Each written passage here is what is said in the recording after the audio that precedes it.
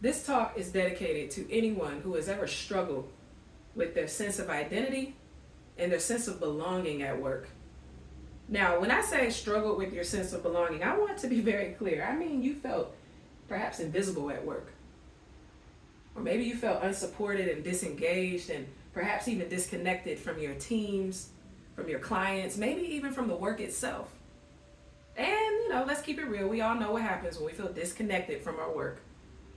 Our productivity suffers because our focus is diminished.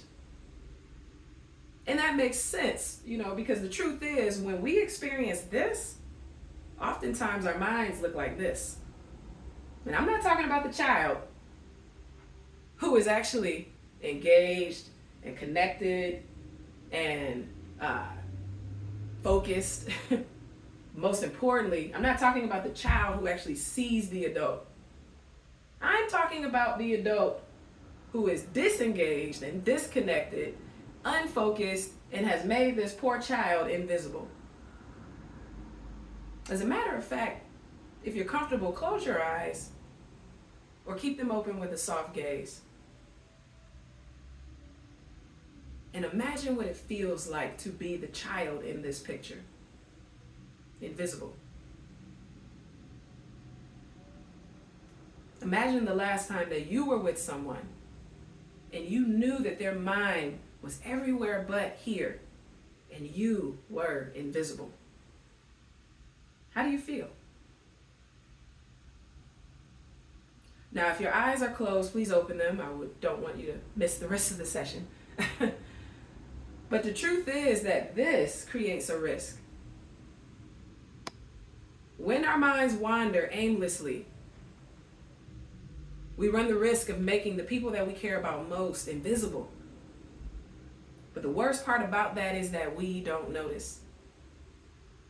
Now, I dedicated this session to all of those that experience or have experienced what I call a belonging crisis, because I see you, I am you, I've been there before. In 2018, I experienced my own belonging crisis. And there are many, many examples of it, but here's a quick story. By May of 2018, I had about 15 years of leadership experience. I had a CPA and an MBA, and I was vice president of transformation and automation for a Fortune 100 bank. But none of that stopped a white male peer from asking me and only me in front of my entire white team, had I gone to college? Talk about feeling invisible.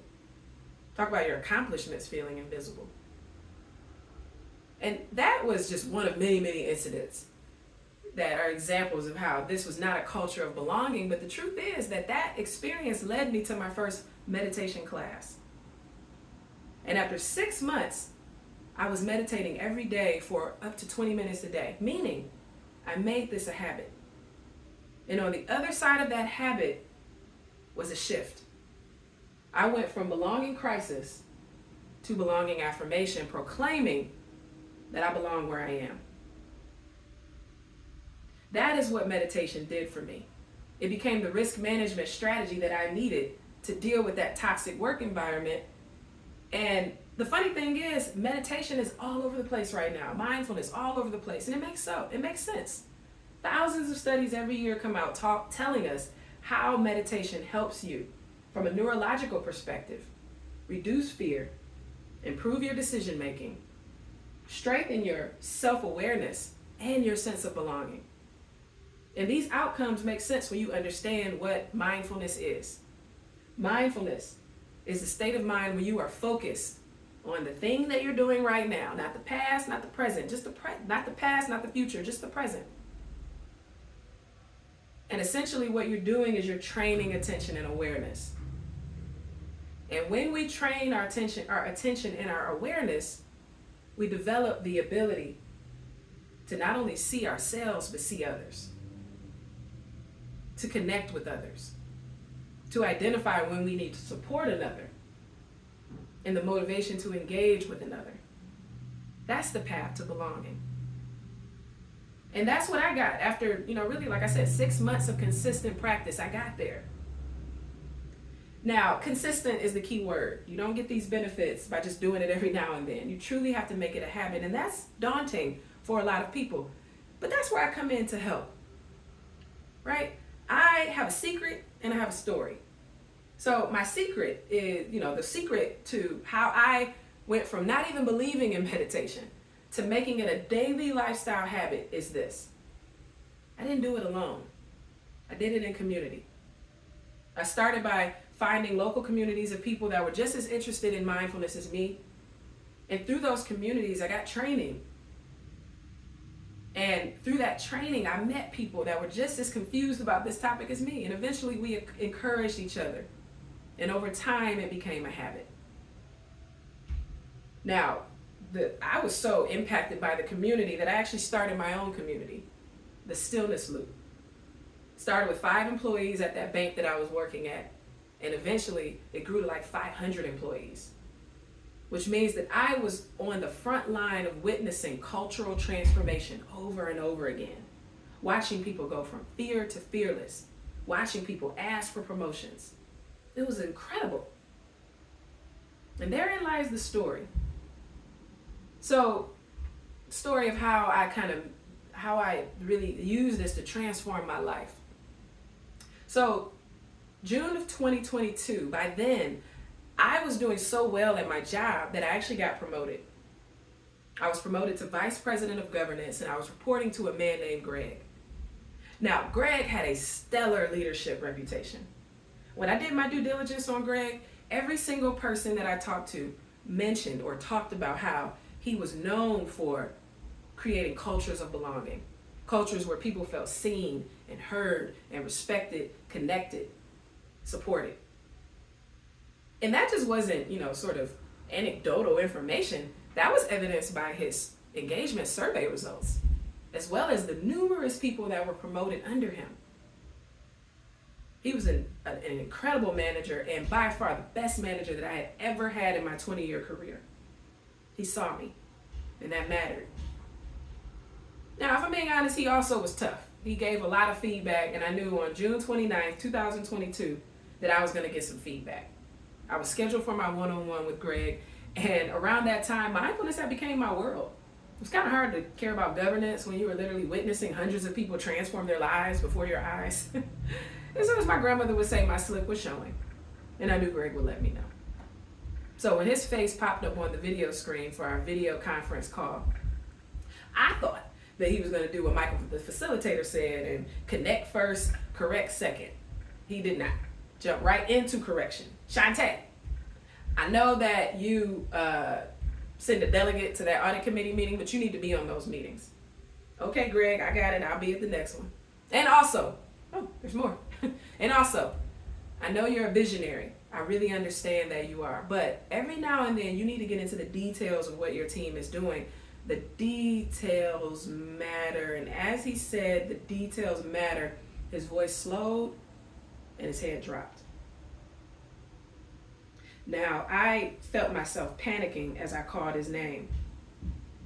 Greg. And he didn't answer. I looked down at the bottom of my screen and I noticed the name of his assistant, Olivia. I picked up my phone, I called Olivia, she called his wife. His wife and daughter appear on the screen. They're frantically trying to revive him. I tell them to call 911. The ambulance arrives, the video call is disconnected. And I wait. 15 minutes later, I get a call that Greg died. Now, I want you to take a moment to imagine how I felt in that moment. On a call with the best manager of my career. And while he's giving me incredible advice, really seeing me and my needs, seeing you and your needs, they die. Essentially in your arms.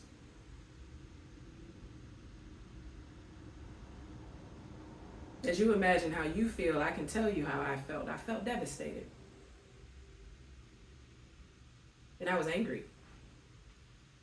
So angry that I kind of put everything on pause, including my mindful habits. But you know who helped me get through that anger? My community. It was my community that supported me, that really saw what I needed and helped me go from the loud noise of my wandering mind to stillness.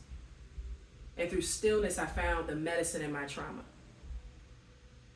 And the medicine is this: we must prioritize presence. Presence is the tool that allows us and gives us the clarity to not only see ourselves, but see another, see their suffering, so that we can support them, engage with them, and connect with them. That was the type of leader that Greg was. Stillness helps us tap into our inner Greg. And when we do that, that's how we cultivate a culture of belonging. Community is the key. So as I close this out, if you are someone that, really wants and is curious about meditation and wants to make it a habit, or perhaps you're someone that wants to improve the culture or enhance the culture of your team so that you can go from crisis to affirmation, I encourage you to join a community. You can join my community, the Stillness Loop. It's free. Scan this code for a free gift. But most importantly, prioritize presence to diminish invisibility.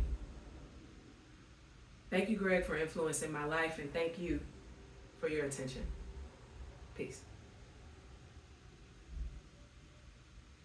Still too long, but I'm going to get it there.